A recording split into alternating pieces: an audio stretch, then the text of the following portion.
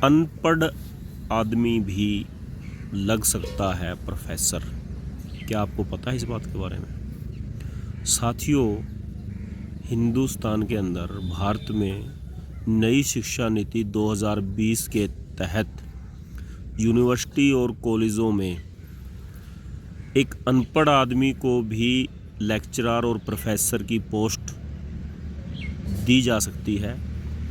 ये नई शिक्षा नीति के में लिखा गया है और अब उसके ऊपर कार्रवाई शुरू हो गई है और बहुत सारी यूनिवर्सिटी और कॉलेजों में ऐसे लेक्चरर और असिस्टेंट प्रोफेसर और प्रोफेसर अपॉइंट किए जा रहे हैं जिसके पास शैक्षणिक योग्यता के नाम पर कुछ भी नहीं है। हो सकता है 10वीं 12वीं उन्होंने की हो, लेकिन ऐसा क्यों किया जा रहा है? ये हमारी शिक्षा व्यवस्था को ख़त्म करने के लिए किया जा रहा है। साथियों, अभी कुछ समय से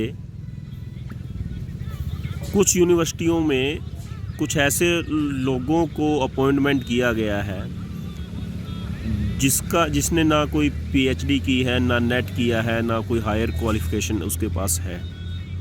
और ये शिक्षा नीति 2020 नई शिक्षा नीति के दौरान ये चीज़ें आई थी। साथियों, ये कौन लोग हैं? ये वो लोग हैं जो वीसी के चहेते हैं या सत्तारूढ़ पार्टी के चहेते हैं। ऐसे लोगों को यूनिवर्सिटियों और कॉलेजों में प्रोफेसर अपॉइंट किया जा रहा है और इनकी सैलरी भी 1 लाख से 2.5-3 लाख रुपए तक यूनिवर्सिटी के बजट के अनुसार तय की जाती है। कोई फिक्स सैलरी भी नहीं है।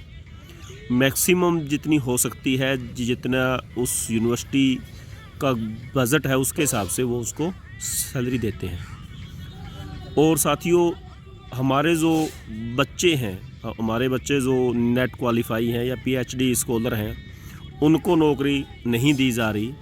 ऐसे लोगों को ढूंढकर जो सत्तारूढ़ पार्टी के चहेते हैं या उनकी विचारधारा से प्रभावित है और उनके पास किसी अन्य फील्ड में 15 साल का एक्सपीरियंस है, तो उनको प्रोफेसर की जॉब दी जा रही है। कोई भी अपने क्षेत्र में जिसके पास 15 साल का एक्सपीरियंस है वो इसके लिए क्वालिफाई है। कानून में तो 15 साल लिखा है, लेकिन कई जगह ऐसे मामले भी देखने आए हैं भी 10 साल के एक्सपीरियंस वालों को भी प्रोफेसर की नौकरी दी गई है। साथियों, ये हमारे भविष्य के साथ, हमारे बच्चों के भविष्य के साथ और आने वाली पीढ़ी के साथ एक गलत मंशा से किया जा रहा अत्याचार है। हमारे बच्चे जो स्कूलों कॉलेजों में इतने 6 से 7 8 साल से तैयारी कर रहे थे, नेट की, पीएचडी स्कॉलर की, और बहुत सारे बच्चे जो दिन रात अपनी मेहनत से पढ़ते हैं, ऐसे बच्चे अब क्या करेंगे?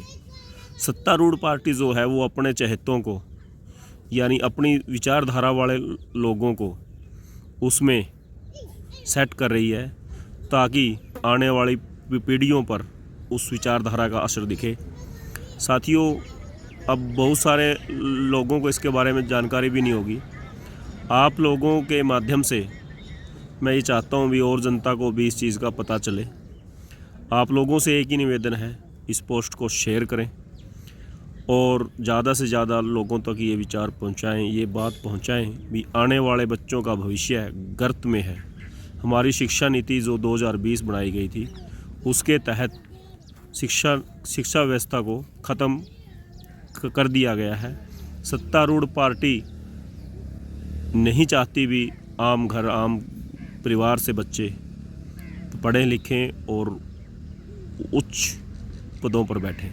वो अपने चहेतों को बिठाकर भारत की शिक्षा व्यवस्था को ख़त्म करना चाहते हैं।